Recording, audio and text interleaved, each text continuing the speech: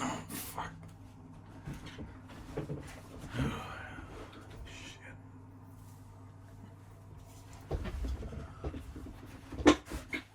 Hello, YouTube. It is once again me, your host, Grumbleberg, back by absolutely no demand. Today, we'll be taking a look at Volbeat's 2016 album, Seal the Deal and Let's Boogie.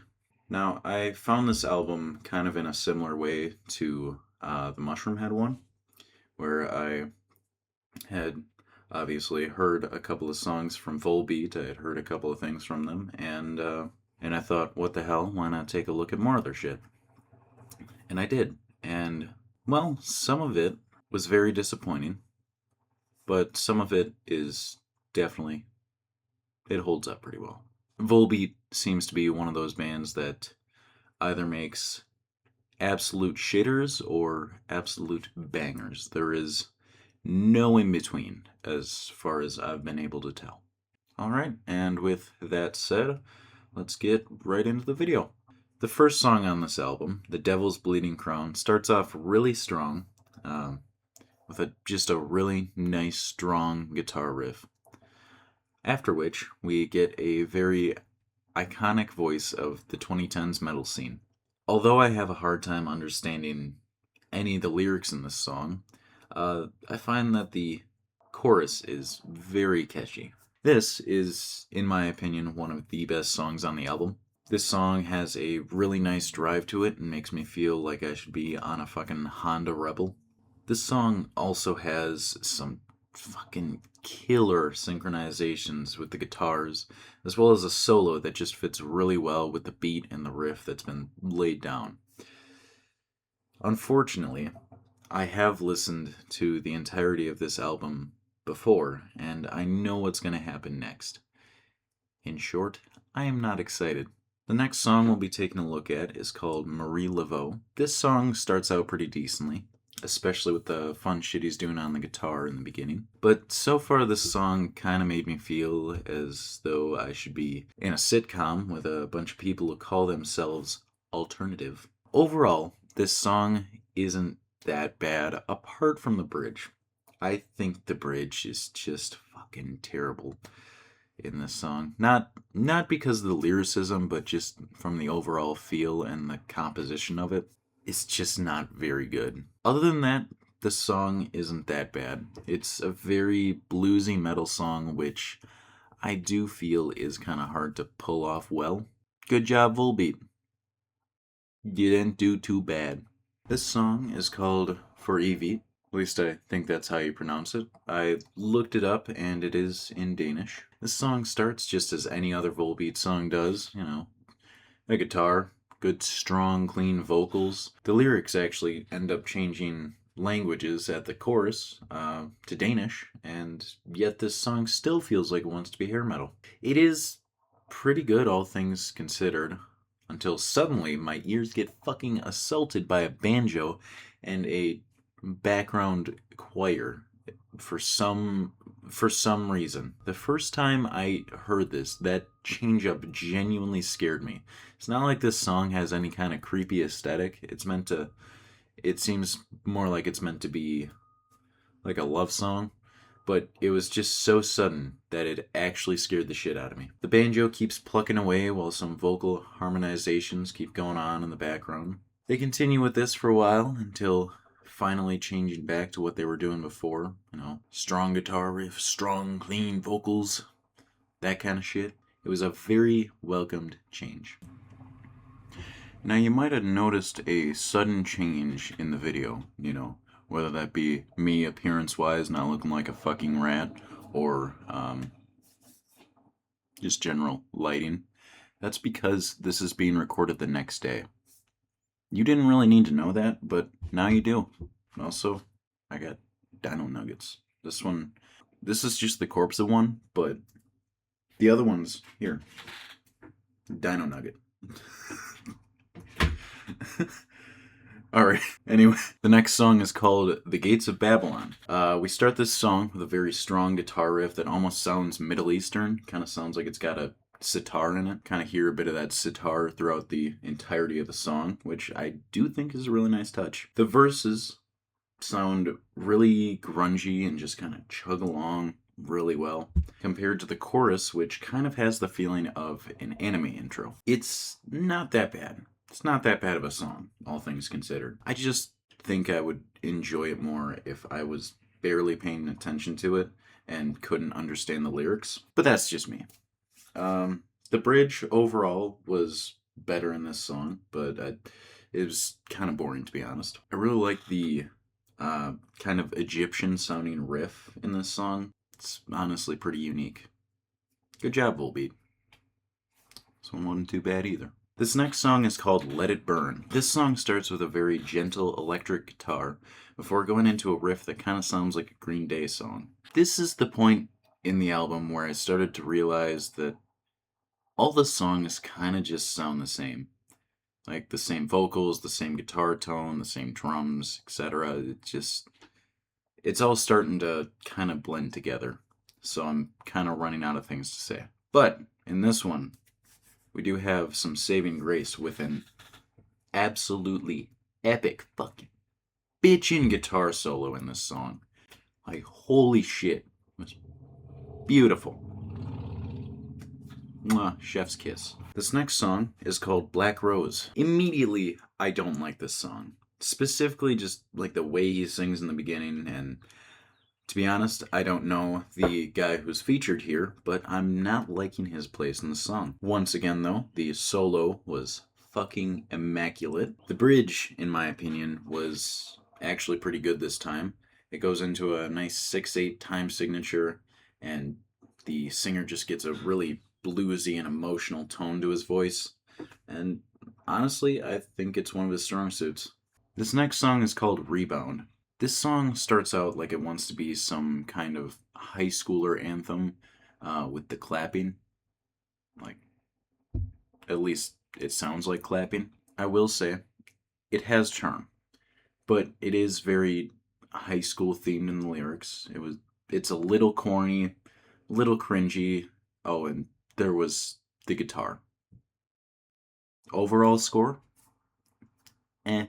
So it was at this point in the album where I decided to take a little break because I was kind of sick of it. But that's besides the point. You're here for an album review. So this next song is called Mary Jane Kelly. I found that the song was structured almost exactly like Black Rose. It's just kind of more the same type of shit. Although the bridge in this one did feel a lot more airy, and in the background there was a note that kind of sounded like someone just huffed a shitload of helium and then decided to sing a long droning note. The final chorus of this song did sound really nice though, especially with the choir going on in the background and that sort of bluesy let off, if you know what I mean. I know a couple songs ago I was complaining about the fact that there was a choir in the background, but I think it sounds a lot better in this song.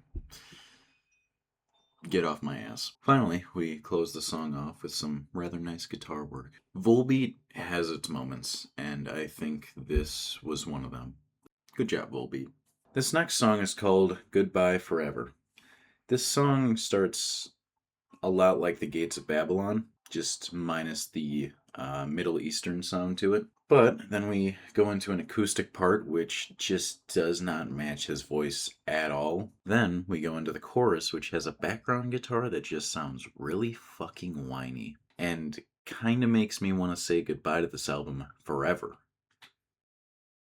See what I did? It then goes into a marching band type of cadence that's not that bad at first. But wait! There's more. We then get a choir worth of people singing this next part, like an actual fucking choir. They sound really good, but just not in this context. They come in and out throughout the rest of the song, and finally this song is over with some decent guitar work. This song is called Seal the Deal. It starts like every other fucking song in this album. Nice in-your-face guitar, powerful vocals. The riff in this one kind of feels like glam metal, though. Kind of like something Motley Crue would play. After the first verse, it gets softer for a verse or so until it goes back to being heavy, and we get another classic Volbeat solo that slaps harder than a stepdad. There wasn't a lot that happened in this song lyrically, but I do think that kind of helped it. Instead of this song having an identity crisis like some of the other tracks in this album, they stuck to what they were good at with this one. This song ends with yet another really good solo that, and honestly, feels very complete. This song is called Battleship Chains. This one starts as though it's going to be a glam metal classic, and honestly, if you changed out the lead vocalist for the lead singer of Poison, uh, I think it would fit right into the 80s and 90s glam metal scene. It has a very bluesy guitar riff that I think sounds really nice with the guitar tone that they use, but every time I hear his voice, it just feels so blaringly fucking awkward on this song. I do feel like it was one of the better songs on this album, though. And honestly, I didn't struggle to listen to it at all. You Will Know. Don't worry, that's just the name of the song. This one actually starts a lot differently from the other songs in this album. It almost sounds like indie rock, but with more of a clean tone coming from either a guitar or a piano, I'm not sure, being the main focus. It's paired with a soft electric guitar and is honestly a welcome change of pace. As we go into the verses, we get some very well done guitar work as usual, followed by another banger of a solo. It then goes into a soft part with vocals and a nice clean tone on the guitar, and changes back after the verse is over. As the song ends, we get that same clean guitar or piano, whatever the hell it is, in the background, as the guitars do some lovely synchronization before another banger solo. This next song is called The Lowest Crossroad. If you guessed that this song would start with a really powerful guitar riff, you'd be right, but I'm not impressed. This song actually reminds me of something Megadeth would write, minus Dave Mustaine's annoyingly iconic voice. This song is really well put together in the beginning. The guitar is kind of reminiscent of 90s thrash. The drums almost seem to have a bit of a polyrhythm going for a second, but I could just be misinterpreting that. The lyrics and the vocals actually fit really well with the rest of the instruments in this one. Until suddenly, bagpipes.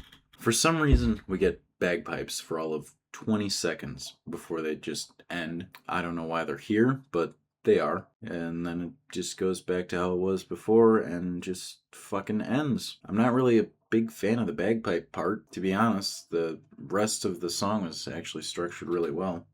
Then the bagpipe just kind of comes in like a drunk uncle at Thanksgiving. Leans over. Yeah, I saw a homeless man take a piss on a park bench at midday. Then he just starts talking to everybody else about normal shit, like nothing happened. But maybe that was just my uncle. This next song is called Slayton. This song is a lot shorter compared to the others, but it kind of keeps that thrash metal-y theme, with some slight doom metal undertones. It starts out with guitar and vocals, who could have guessed? Except this time there's only 3 lines of lyrics for whatever reason. And that's about it on this song. The band just keeps going and then it ends. I think it's only like a minute and a half long. It was kind of just a bite of a song, almost an appetizer or an after dinner mint. A sound bite, if you will. The last song on this album is called The Bliss. When I first started listening to this song, I kind of thought I was going crazy because it just sounded so familiar. And then I started listening to a couple of the other songs on this album, and I realized, holy shit, this is just For Evie. The only difference between this and For Evie was the fact that the Danish lyrics were being replaced not by a translation necessarily, but entirely new English lyrics. I do think it was pretty well done. I still think the lyrics in the chorus flowed pretty well, just as well as the Danish version, but I do think the Danish version just has more character to it and is a lot more interesting to listen to. But that's just me. Now here are my final thoughts on the album. The first time I listened to this album, I fucking hated it, but I also listened to it while I was at work, which probably didn't help its case. After giving it another listen, it's not that bad of an album. I can tell it's not made for my taste, music taste specifically, but it does have its good elements. I also found that the songs were very catchy, and I found myself singing and humming to a few of them throughout the week and even now. The overall structures of the song were very well done. The drums were great, not terribly complicated, but also kept the song moving really well. The guitar work was also really, really good. Between the solos and the ad libs throughout the songs, they were really good at making them fit. My only complaints, instrument wise, is the vocals and the random other instruments that wandered into the studio. His voice sounds very good in very specific situations musically. Uh, I do think they hit the nail on the head with fitting his voice into some of these songs, whereas other ones kind of just sounded like complete ass. I was also not a very big fan of the bagpipes and the banjo coming in out of nowhere. They just felt very out of place. I'm sure they're the reason that I didn't like this album at first. Although the good parts of this album were really good and really hit home. But the bad parts of this album made me want to take a long break from music. This is an album where I could see adding some of the songs into my playlists, but I don't think I could ever see myself listening to the whole album straight through ever again. Alright, and that was the 2016 album Seal the Deal and Let's Boogie from Volbeat. Please tell me your thoughts in the comments. You liked it, you didn't like it, you hate my opinion, you hate my face, you can tell me. This is a free country with free speech. Just remember that. I hope you all enjoyed. Feel free to leave a like. Feel free to leave a dislike. Subscribe if you want. You're not obligated. Free country and all that. I think that's going to be about it, though. See you in the next one.